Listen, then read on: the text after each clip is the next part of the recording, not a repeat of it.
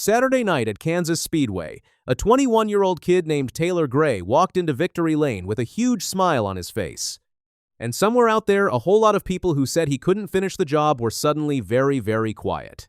Here's the thing. Taylor Gray has been fast all year, really fast. But fast doesn't win races. Closing does. And until this past Saturday, Gray just couldn't seem to close one out. Week after week, the speed was there, but something always went wrong. A bad pit stop, a late caution, traffic, bad luck. You name it, it happened to the number 54 car. That's why what went down at the Kansas Lottery 300 on April 18th matters so much. This wasn't just another win. This was Taylor Gray looking every doubter in the eye and saying, "I told you so." Let me set the scene for you. The race was round 10 of 33 on the NASCAR O'Reilly Auto Parts Series schedule. 200 laps. 300 miles. Saturday night lights on a 1.5-mile oval in Kansas City. And here's a fun twist right off the bat. Friday's practice and qualifying got washed out by heavy weather, so the starting lineup was set by the rulebook. Carson Kvapil was on the pole. William Byron sat next to him on the front row. And Taylor Gray? He was starting way back in 10th. Oh, and one more thing before the green flag. Sheldon Creed's number 00 Chevrolet failed pre-race inspection, so he had to start from the very back. Remember that.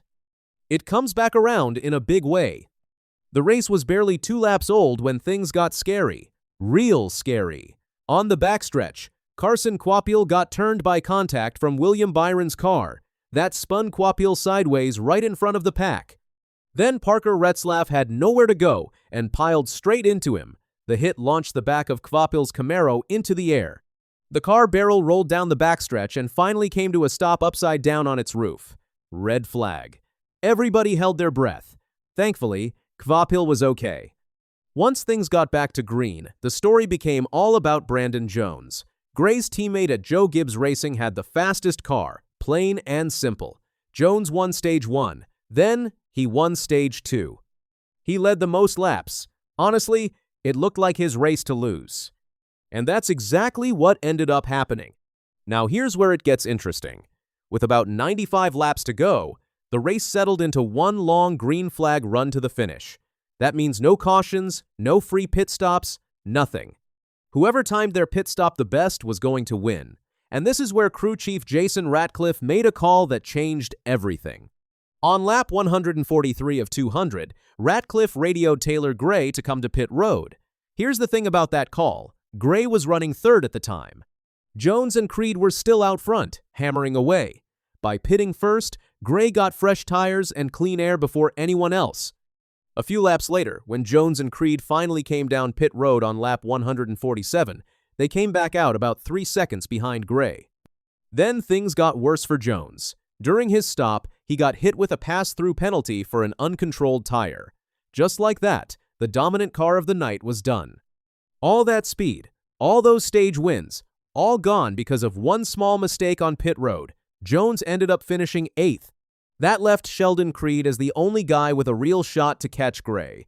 And Creed was coming. He had tires that were 4 laps fresher and a car that felt amazing. But Gray? He wasn't giving an inch. Over the final 40-plus laps, Creed chased. Gray ran. With 5 laps to go, Gray led by just 0.445 seconds. You could feel the tension. One small mistake, one slow lap through traffic, and the win was gone. But Gray kept his head. He got through lapped cars quick. He hit his marks. He ran a flawless final stretch.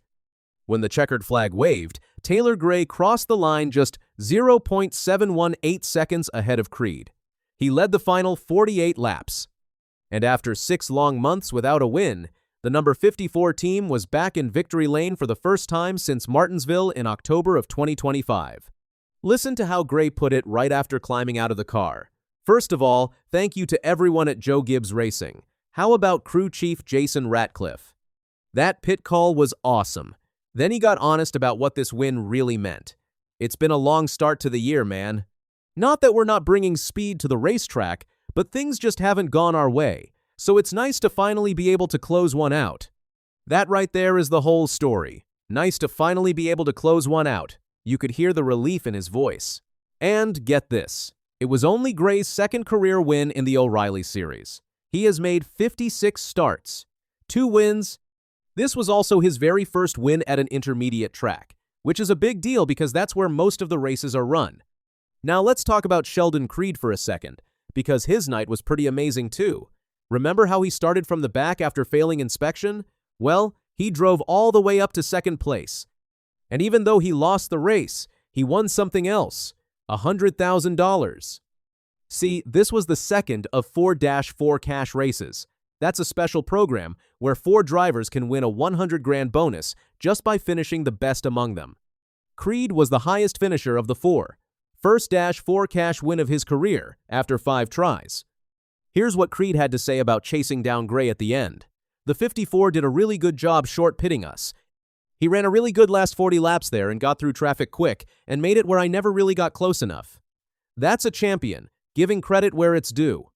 Let me quickly run through the top 5.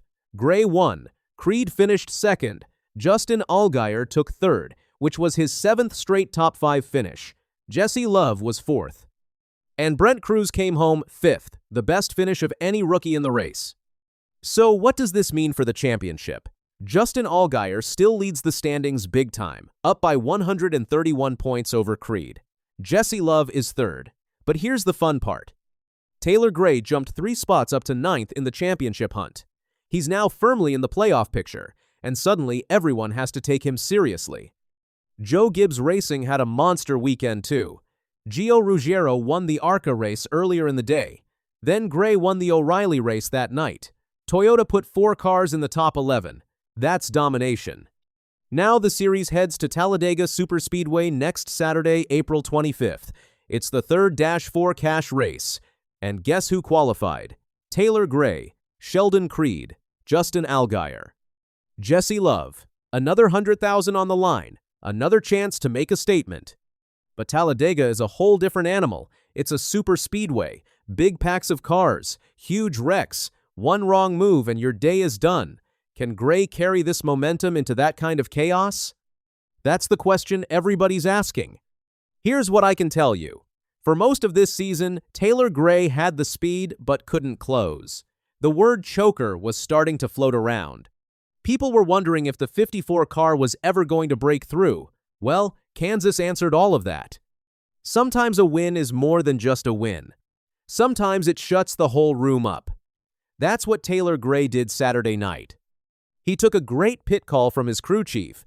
He drove his heart out for 48 laps, and he finally got to celebrate with a burnout in front of all the fans who stuck with him through the tough stretch. The haters got quiet at Kansas. Now everybody is watching to see what he does next.